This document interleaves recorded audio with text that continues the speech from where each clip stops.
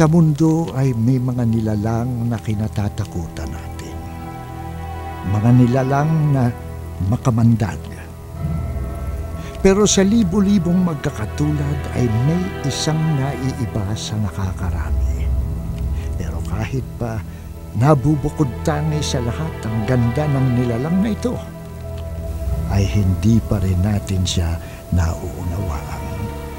Kaya siya ay ating kinamumuhian at kinatatakutan.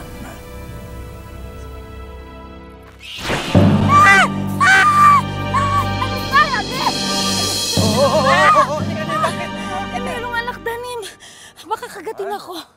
Nakakatuwa naman tong baby ko. Alakdan lang natatakot ka. Kaya mo, poproteksyonan kita. I'll be your savior. Teka, Bakit? Berhel, mamata pa mo, baka makita tayo.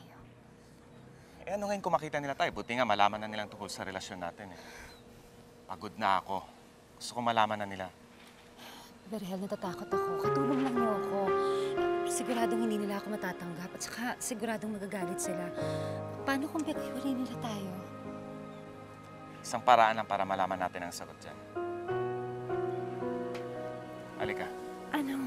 Halika rito. Saan mo ko tatalhin?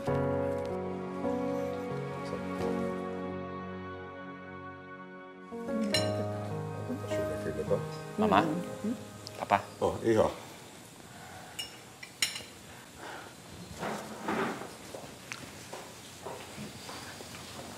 Anong ibig sabihin nito? Mama, huwag sana kayo magagalit. May pagtatapat sana kami sa inyo. Kayo na ni Teresa. Opo, 6 na buwan na kami magkasintahan.